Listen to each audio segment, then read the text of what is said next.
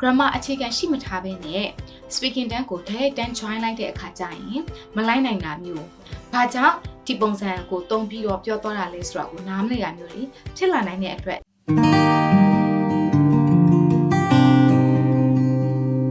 မင်္ဂလာပါ GYS မှာအင်္ဂလိပ်စာတန်းတွေဖွင့်လှစ်သင်ကြားပေးနေတဲ့ teacher IB ဖြစ်ပါတယ်။ share က basic grammar level 1 sentence construction level 2 speaking level 3 ဆိုပြီးတော့ level 3ခုဖွင့်လှစ်သင်ကြားပေးနေတာပါ speaking က level 3ကျမှာပါအဲ့ဒီမှာတင်နန်းလာစုံစမ်းတဲ့အကြောင်းသားအကြောင်းသူတွေက speaking တက်ချင်တယ်ဆိုပြီးတော့ direct လာစုံစမ်းပါတယ်အဲ့ခါကျရင်ဒီ share တို့က speaking ကို direct မ join ခင်ပေါ့နော်ဒီ basic grammar ကိုသိပြီးပြီလား grammar အတန်းလေးကနေစာပြီးတက်ပါလားဆိုပြီးတော့ပြန်ပြီးတော့အကြံပေးပြီးရှိပါတယ်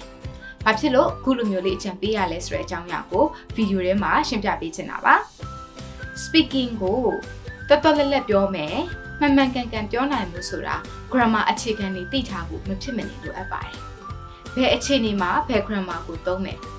အရိုးရှင်းဆုံးပြောရရင်အတိတ်မှာပြီးခဲ့တဲ့ကိစ္စတွေကိုပြောမယ်ဆိုရင်ဒါဒီ simple past tense သုံးပါမှာလက်ရှိရှိနေတဲ့အကြောင်းအရာဖြစ်နေတဲ့အကြောင်းအရာတွေကိုပြောမယ်ဆိုရင် present continuous tense သုံးရမှာ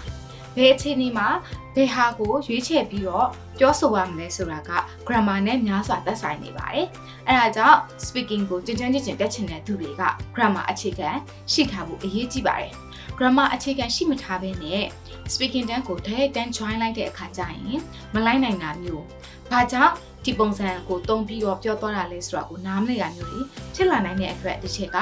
basic အတန်းကို grammar ကနေစပြီးတော့ဖွင့်လှစ်သင်ကြားပေးနေတာပါ။ level 1 basic grammar မှာသူတိုင်း speaking အတွက်မဖြစ်မနေသိထားတဲ့